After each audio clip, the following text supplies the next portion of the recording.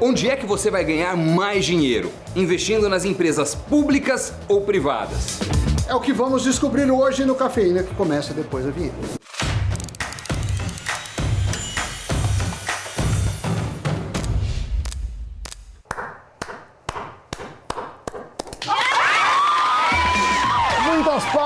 Muitas palmas, amiguinhos e amiguinhas. O Cafeína está chegando para falar de estatais hoje, correto? Opa, mas não apenas delas, também de empresas privadas.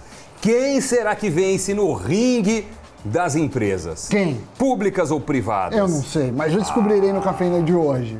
Descobrirei, suspeito que você sabe. Mas antes disso, deixa o seu like neste vídeo, já aproveita, né? Vai que você não chega até o final dele, já deixa agora o like, pô. E aí se inscreve também neste canal, beleza? Vamos em frente, Sammy Boy, com a pergunta. Será que vale mais a pena investir em estatais ou em empresas privadas? Porque eu não quero saber quem é melhor, quem é pior. Eu quero saber quem vai dar mais dinheiro pra gente. Bom, sempre que fala em estatal tem alguns temores. E aí eu vou pedir ao sagaz, ao incansável menino Zanuto, para pôr o card aí, que fizemos um programa em homenagem à Eletrobras, e aí tem muitos pontos que podem ser aproveitados para explicar qual o temor, ou quais os temores do mercado em várias estatais. Mas hoje, depois que quem parou e viu o card, ou não parou e não viu, ou viu e não parou, porque já tinha visto, temos a seguinte missão. Qual?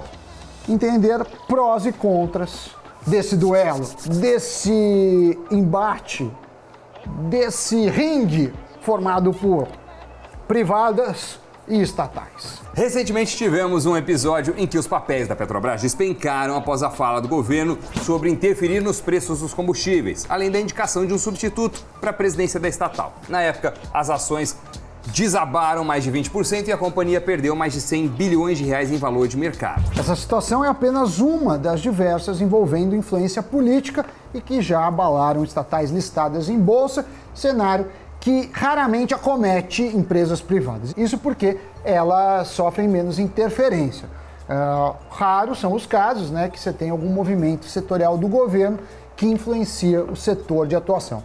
Mas do ponto de vista da gestão, o governo não tem esse poder. Mas isso não significa que o investidor deva zerar suas posições em empresas públicas. Enquanto as estatais pagam bons dividendos, as empresas privadas costumam ter alto potencial de valorização. A gestão de uma empresa privada normalmente é mais veloz, mais ágil, profissional, e por isso, se a gente falar em múltiplo, assim, quanto que a empresa tem de EBITDA, que é o lucro antes de juros, impostos, amortização e depreciação, em relação ao valor, né? O valor é algumas vezes esse EBITDA.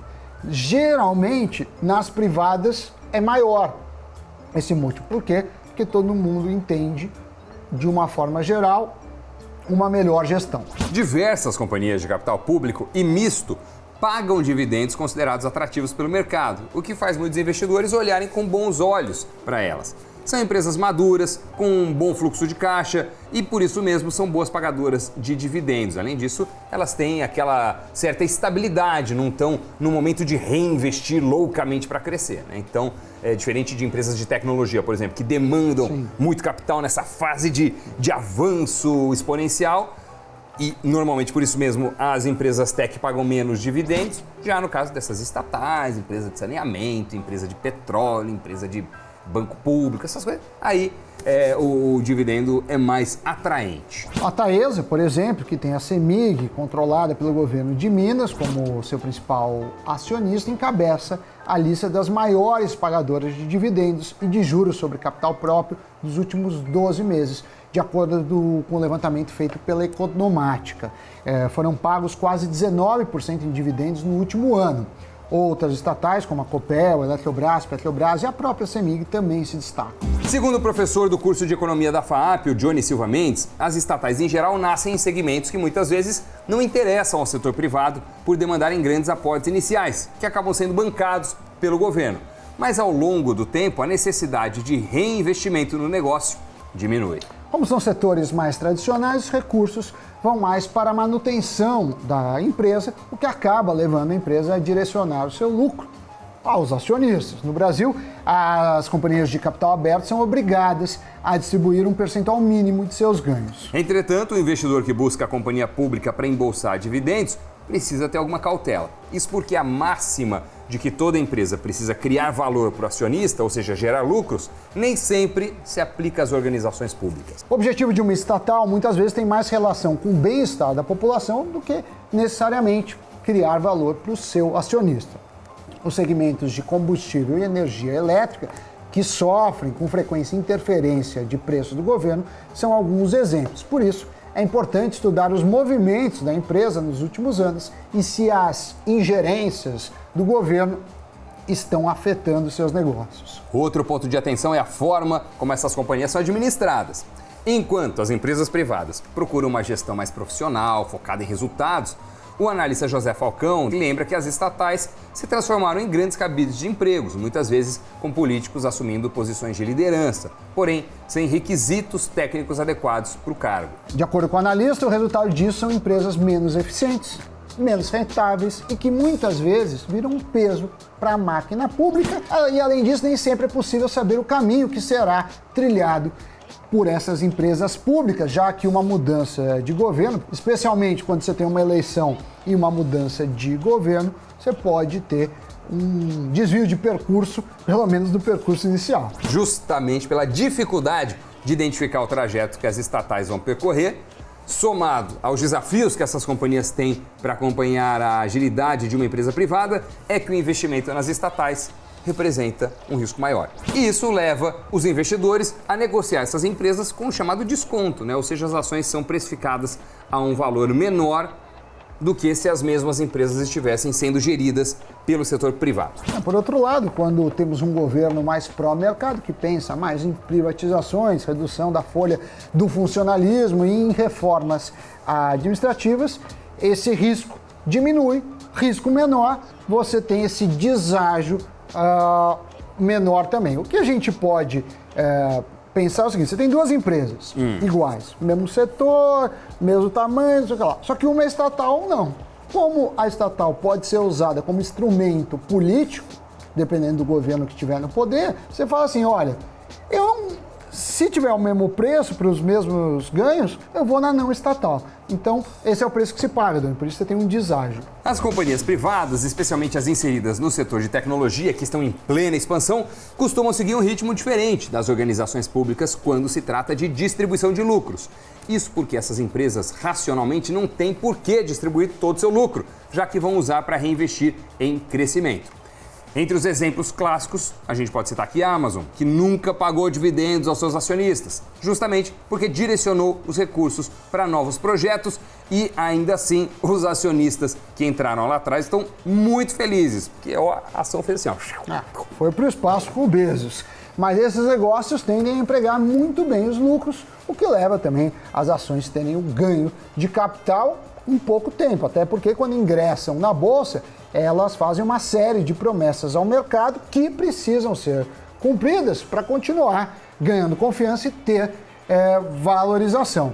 Esse é um caso, por exemplo, da plataforma de cashback Melius. A companhia que ingressou na B3 em novembro do ano passado precificou a ação da sua oferta inicial em R$10. Já o que pode acelerar esse ganho de capital das estatais é a privatização, como aconteceu no caso da Eletrobras. Em junho, o Senado aprovou o texto principal da MP da privatização da companhia, mas desde que o atual governo assumiu o comando, em 2019, ele vem acenando aí para uma agenda de privatizações. O papel da empresa tem avançado fortemente na bolsa. O preço da ação já saltou de R$ 25,42 na época para mais de R$ 40.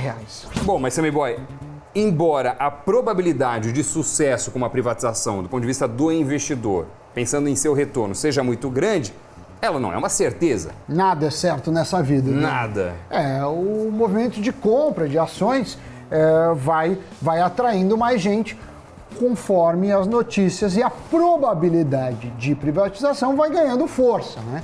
Então a gente vê esse movimento, vai saindo notícias, quando reforça a privatização tende a subir o preço.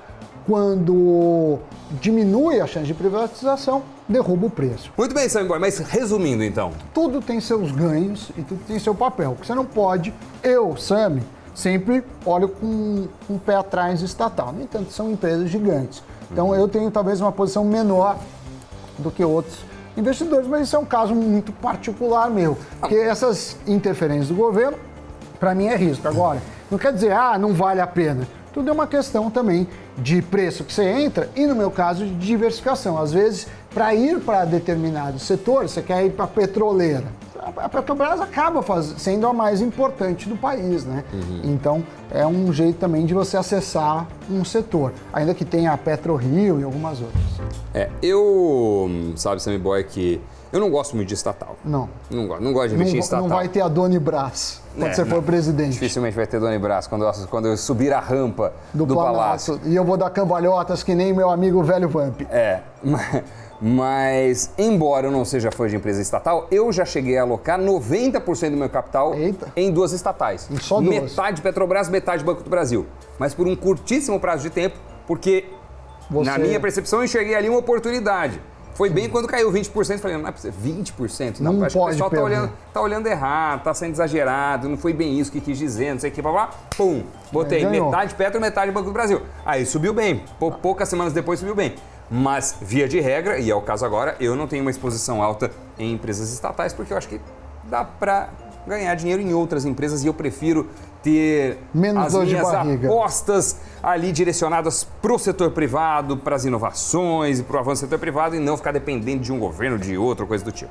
Muito bom. Então, com isso, podemos chamar o que você está esperando, o Giro de Notícias. Os investimentos feitos por empresas e startups no Brasil disparam nesse ano. Só nos primeiros 7 meses foram feitos 22 aportes que movimentaram cerca de 622 milhões de dólares em negócios de base tecnológica. O valor é mais do que o triplo do aportado em 2020 de 199 milhões de dólares. As fintechs foram líderes em números de operações. E os NFTs invadiram um dos maiores museus do mundo. O museu russo Hermitage criou uma série de tokens não fungíveis, replicando alguns dos mais de 3 milhões de itens do seu acervo. A coleção inclui obras de Leonardo da Vinci, Van Gogh e Monet, entre outros. Cada obra tokenizada se transformou em 2 NFTs. Um ficará com o próprio museu e o outro será leiloado na plataforma da corretora de criptos Binance.